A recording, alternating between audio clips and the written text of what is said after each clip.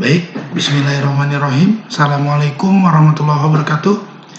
SMK bisa, SMK hebat. Oke, hari ini kita pertemuan yang ke-6 untuk perawat pemeliharaan mesin sepeda motor. Masih dalam kategori bahan bakar yang akan kita bahas. Yang kita bahas pada pertemuan kali ini yaitu pertemuan yang ke-6, yaitu tentang sistem bahan bakar fuel injeksi, atau kita sering dengar ada sistem injeksi. Mohon maaf sekali lagi, suara saya masih kurang bisa bebas gitu ya. Masih serak-serak. Sistem bahan bakar fuel injeksi yang pertama ini saya buka dulu secara umum, yaitu sejarahnya transportasi teknologi fuel injeksi, yaitu pada tahun 1930. Nah, 1939-nya sudah mulai itu ada injeksi, yaitu pada pesawat terbang. Terus 1950-nya pada kendaraan roda 4. Nah, kalau untuk kendaraan roda 2, yaitu dimulai pada 1982 pada Yamaha XJ 750D. Dan akhirnya terus sampai dengan saat ini, seperti itu. Kalau ini datanya sampai 2019, yaitu udah ada X-Max. Di 2015 udah muncul tuh ternyata X-Max-nya dan yang lain sebagainya. Karena sekarang itu sudah mengharuskan kendaraan sudah mulai memaksimalkan pada sistem bahan bakar, yaitu dengan adanya sistem injeksi. Fuel injeksi ini dasarnya apa sih fuel injeksi itu? Nah, ini tinggal dilihat teman-teman, arti kata fuel injeksi itu dari fuel sama injeksi, jadi bahan bakar yang disemprotkan. Saya nggak mau membahas di situ semuanya. Silakan dilihat dulu tentang fuel injeksinya.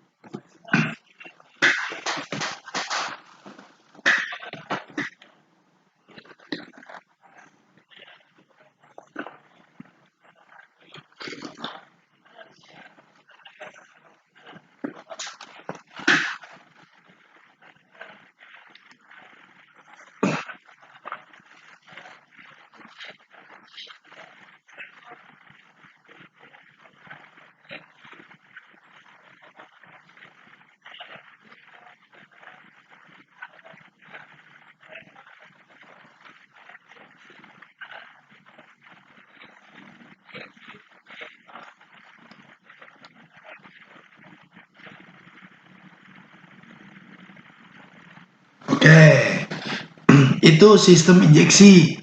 Jadi sama, bahwa sistem injeksi itu seperti kita manusia.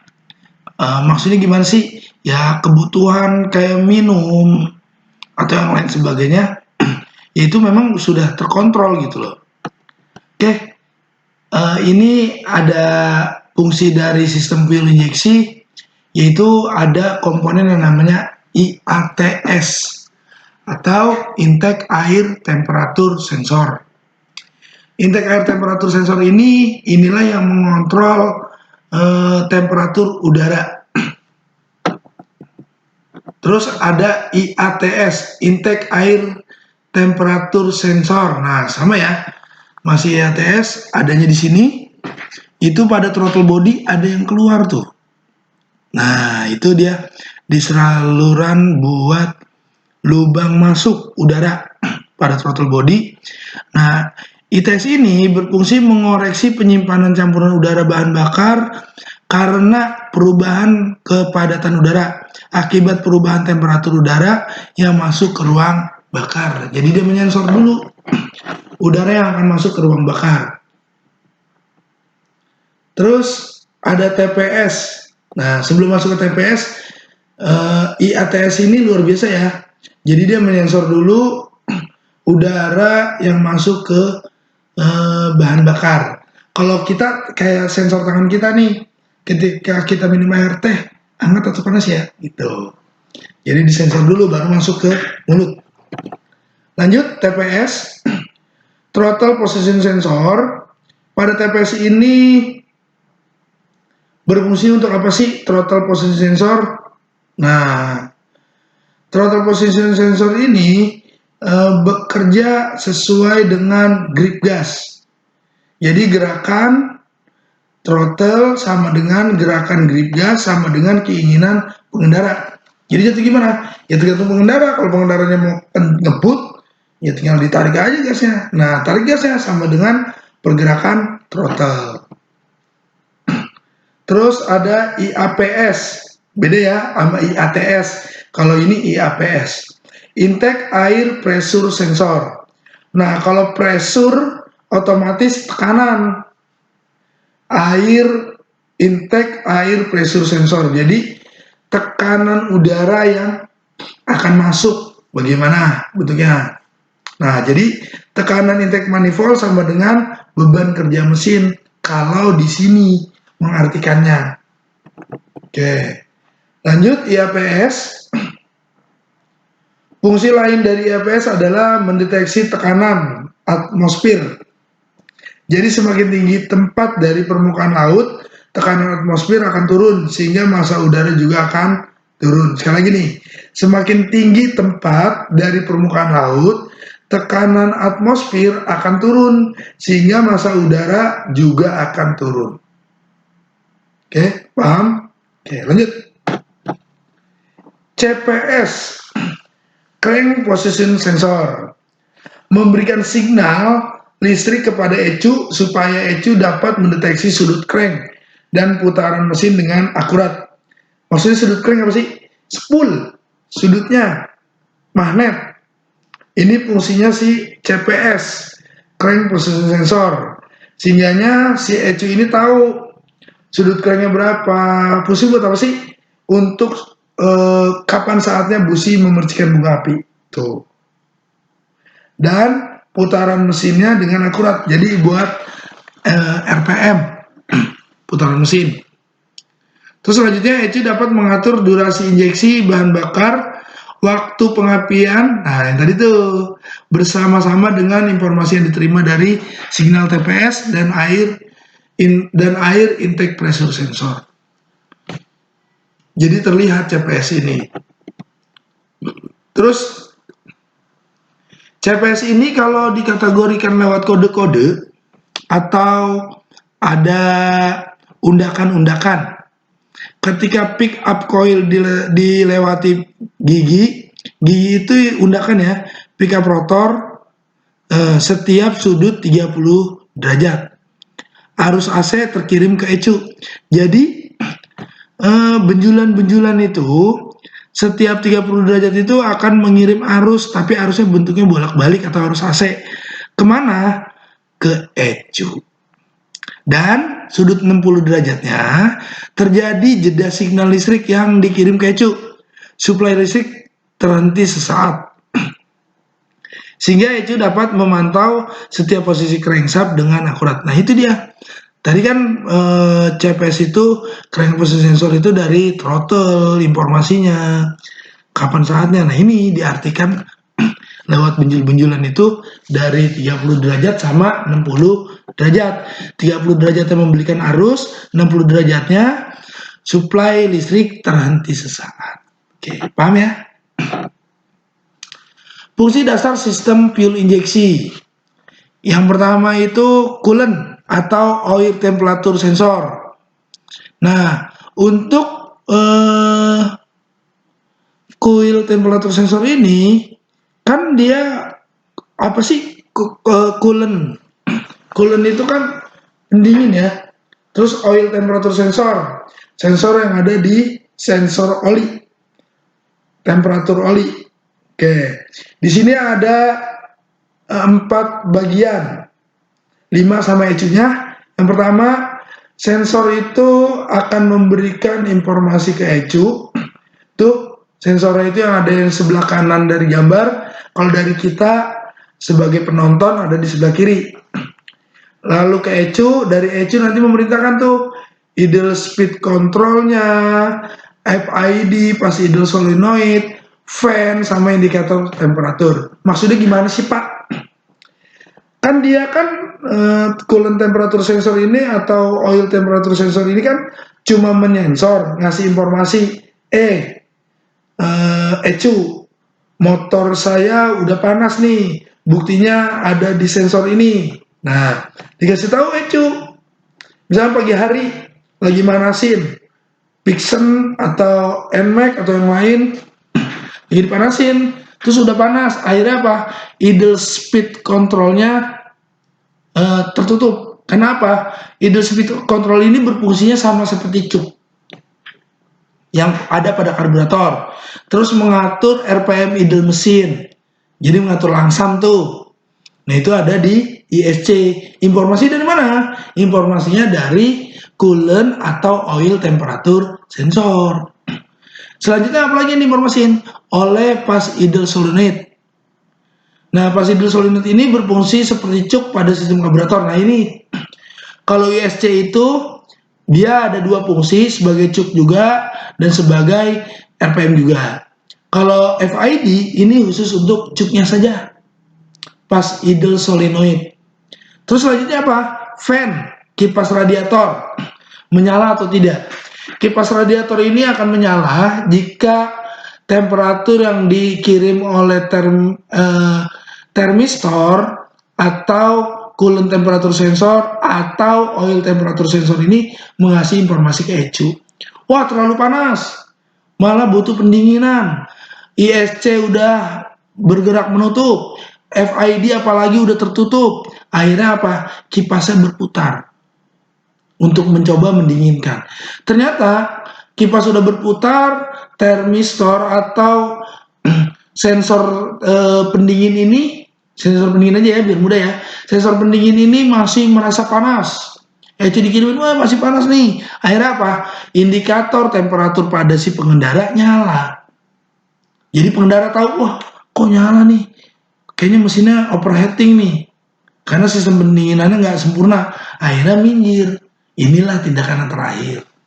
Jadi sistemnya udah berjalan, ISC udah bekerja, FID udah bekerja, kipas udah muter aja, masih tetap panas. Akhirnya indikator temperaturnya nyala, dikasih informasi deh si pengendara, Pak atau Ibu, panas nih motor nih, nyala, tek tek tek tek.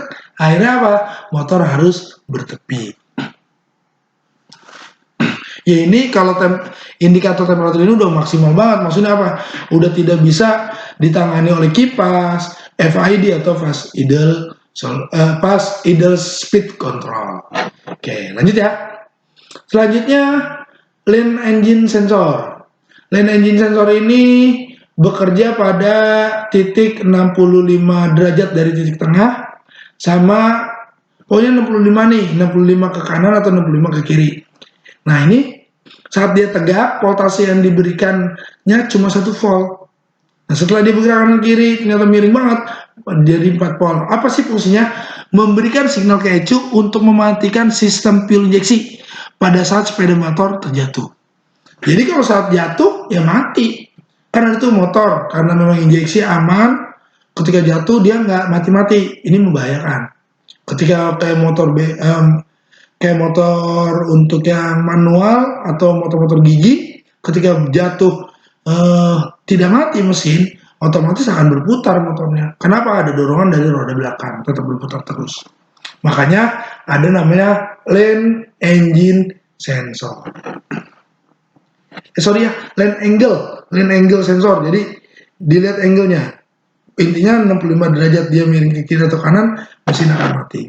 Sensor ini yang sensornya nanti diinformasikan oleh ECU untuk mematikan sistem fuel injeksi. Selanjutnya adalah oksigen sensor. Oksigen sensor ini biasanya ada di saluran pembuangan, suka ditempelin di knalpot atau di outputnya, di pembuangannya. Nah, pembuangan ini nanti oksigen sensor ini atau O2 sensor ini akan menyensor apakah terlalu kaya atau miskin. Seperti itu. Nah, Cara kerjanya bagaimana sih? Udara kan nanti akan diartikan oleh alat sensor ini, yang nanti alat sensor ini akan memberikannya bukannya bentuknya oksigen ke ECU, tapi bentuknya adalah voltase yang ke ECU, seperti itu. Oke, ECU, Engine Control Unit. ECU ini kalau diibaratkan di manusia ini seperti otak manusia yang mampu berpikir setelah menerima informasi. Tapi gini ya, kalau di ECU ini dia tidak mampu mengolah, tapi sudah terprogram. Jadi sensor-sensor yang tadi tuh yang kita udah omongin, dia masuk ke ECU, ya udah. Ini berapa voltase langsung dikirimin. Kayak tadi temperatur sensor, oil temperatur sensor ini masih panas nih. Idle speed tolong dong ditutup dikit. Terus kayaknya masih juga nih nggak cukup, kipas dong nyalain, masih panas banget, kipas nyala. Nggak juga, karena terlalu panas banget. Akhirnya apa, si pengendara dikasih informasi sama ECU, kayaknya berhenti nih karena ada operating. Oke, dan selain itu ECU juga dapat menyimpan data di dalam roomnya. Maksudnya apa? Ketika ada permasalahan pada sistem injeksinya, maka dia akan merekam dengan sendirinya. Oke, lanjut. Nah, di sini ada beberapa bagian pada sistem injeksi yang harus kita perhatikan. Pertama, sensor group.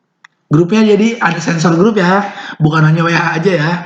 Terus kontrolnya ECU, terus ada aktuator. Jadi masuknya gimana sih Pak?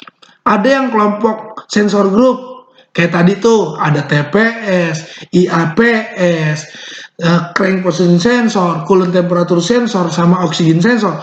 Pokoknya yang sensor itu kalau dikumpulin jadi grup. Terus controller ini ya cuma satu, ECU. Terus masuk ke aktornya yang bergeraknya, yang bekerjanya. Kalau yang tadi diibaratkan di video tadi, tangannya nih kalau di manusia. Ada pas idle solenoid penggeraknya, idle speed control, fuel pump, injektor, sama ignition coil. Itu masuk di dalam aktuator. FID. Tadi sudah ya, FID itu sempat dibahas tadi di depan. Ini bekerja dengan cara menambah aliran udara ke dalam throttle body pada saat mesin masih dingin. Ini yang kayak cuk. FID, pas idle solenoid, tapi dia tidak bisa untuk mengatur langsam. Oke. Pas idle solenoid. Nah, perhatikan gambarnya ya. Gambar yang atas dulu. Nah, gambar yang atas ini kan sensor. Ini throttle body. Nah, diperhatikan. Pertama, otomatis si ECU ini dikasih listrik sama si baterai itu 12 volt. Selanjutnya si throttle sensor ini, termosensor, dikasih arus 5 volt. Karena dia sensornya masih biasa-biasa aja, keluarnya cuma 1 volt. Jadi masih dalam posisi on. Jadi 5 voltnya on nih. Nah, selanjutnya apa? Ketika dia udah panas, apa akhirnya? Ketika udah panas, ininya tertutup karena panas. Nah, dari mana? Ini akan di sensor. Oh, dingin nih. Coba kalau dingin, semuanya dibuka, diaktifkan. Kenapa diaktifkan? Kurang bahan bakarnya, kurang udaranya pada mesin bakar sehingga susah motor nyala nih, gitu kan? Karena harus dicuk. Nah, makanya ada pas idle solenoid. Paham? Ketika udah panas ngasih 12-15 volt ngirim, kepanasan nih. Nah, tolong dong solenoidnya di-on kan. Akhir solenoidnya di-on-kan, otomatis tertutup. Dapat dari mana informasinya? Dari termosensor, atau termosensor ini ngasih tahu nih, mesinnya udah panas nih, tolong dong pas idle solenoid ditutup. Oke, paham ya? Selanjutnya bypass screw, baut ya, ini mah manual. Jadi kalau di motor-motor yang sebelumnya kita belajar itu di pertemuan kelima, ada PM, ada SU, Ini udah keinjeksi, jangan nyari-nyari baut-baut dan nih, baut penyetelan, baik udara maupun bahan pembakar, jangan dicari. Tapi di sini cuma ada bypass screw. Bypass screw ini bagaimana sih fungsinya? Untuk menyetel putaran idling. Jadi udah nyetel langsamnya saja. Seperti itu, paham ya? Oke. ISC, idle speed control. Idle speed control ini tadi tuh yang saya bilang di awal, bisa jadi cuk, bisa juga dia khusus untuk mengontrol idlenya saja, langsamnya saja. Jadi dia dua fungsi nih. Ketika mesin masih dingin, otomatis karena udaranya kurang, ditambahin, dibuka dong, kesian nih mesin nggak mau nyala-nyala. Itu. Terus pas udah panas, panas nih, langsamnya turunin, terlalu tinggi. Nah, akhirnya berputar dan menutup. Bukan menutup habis ya, menutup sedikit sehingganya RPM terjaga. Idle speed control ini cara kerjanya terbuka atau tertutup menyesuaikan dengan kebutuhan mesin sesuai dengan perintah dari ECU. Jadi posisinya ada di throttle body. Kalau dulu kan kita suka yang tadi kalau di motor Pixen atau yang lain kan ada setelannya. Nah ini dia nggak ada setelannya. Tapi dia disetel sendiri secara otomatis oleh idle speed control. Untuk apa? RPM-nya, langsamnya. Oke. Mekanisme idle speed control. Silakan ya, dilihat dulu bagaimana sih cara kerja idle speed control. Kita lihat dan kita tengok video selanjutnya.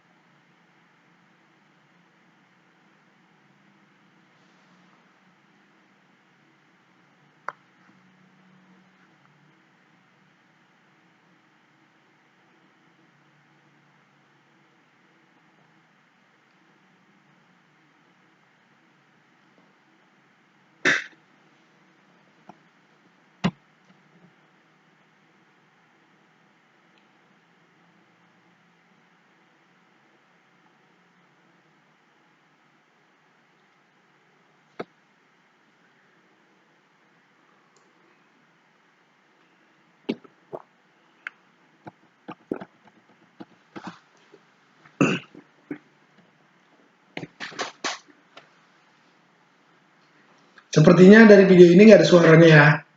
Nah ini proses di mana udara masuk nih, ISC. Tadi kan saya bilang di ini nggak ada kayak model baut-bautnya. Nah ini perhatiin, ini saat udara nih yang hijau. Nih, udara masuk dari sini, terus masuk kemari, terus, terus mari dan akhirnya kemari mesin hidup seperti itu. Nah tekan di sini, nah ini nih saat mesin hidup nih, hidupin lagi, seng.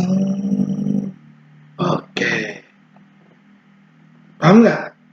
Bingung ya? Sedikit ya. Nih, saat mesin hidup seperti pagi hari mau dihidupkan nih, dipanasin, udara masuk, tapi udara tidak akan masuk lewat sini. Kenapa? Butterfly-nya masih tertutup. Throttle, kalau di karburator throttle, kalau ini butterfly, udara ini masuk kemari, nah udara masuk, terus kemari, nah yang kan otomatis udara yang akan di sini kan tergantung dia, banyak atau sedikitnya, terus mari, nah mari, kemari, jadi mau banyak mau sedikitnya tergantung dari idle speed ini membuka atau menutup. Pak, bahan bakar ada di mana? Ini mah injeksi mas. Injeksi itu ya tinggal ditembakkan di sini. Jadi kamu nggak usah mikirin bahan bakarnya, tapi udaranya. Jadi mereka menyetel yang hanya udaranya saja di sini. Paham ya? Oke. Sip, lanjut. Selanjutnya adalah fuel pump, pompa bahan bakar. Pompa bahan bakar ini diibaratkan seperti jantung kalau di manusia. Tapi kalau di kita, di motor ini, kita ya, saya sama kamu, mendistribusikan bahan bakar bertekanan tinggi ke injektor. Jadi biar nanti pembakarannya itu sempurna, maksudnya apa? Menjadi uap. Jadi bukan tetesan, makanya diperlukan tekanan yang tinggi sehingga ketika injektor terbuka, jeret, itu akan terjadi eh, pemuaian. Jadi bahan bakarnya nggak menetes seperti itu. Makanya adanya fuel pump. Oke, fuel pump ada dua model, yang satu menggunakan brush, yang satu lagi tanpa brush. Ngerti? Brush itu kayak model motor starter gitu loh. Jadi ada brushnya, yang satu lagi tidak menggunakan brush. Oke. Fuel pump. Ini seru nih, ada nih. Oke, lihat dulu ya fuel pump ya sedikit ya. Perhatiin. Kok nggak ada suaranya ya? Kayaknya nggak ada nih. Wah, ada. Ah, bahasa Inggris keren nih. Diperhatikan, benar-benar.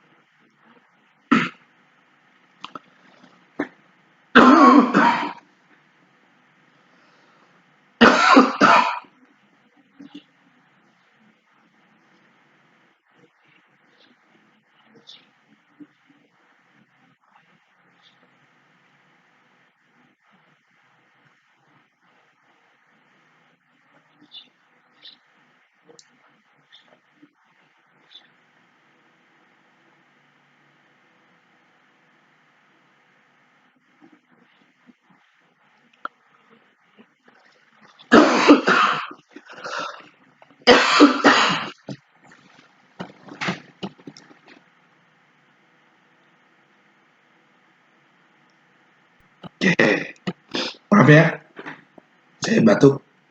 Seperti itu. Oke, untuk fuel pump seperti itu gambarnya, cuma memang menggunakan bahasa Inggris. Nah, kita lanjut.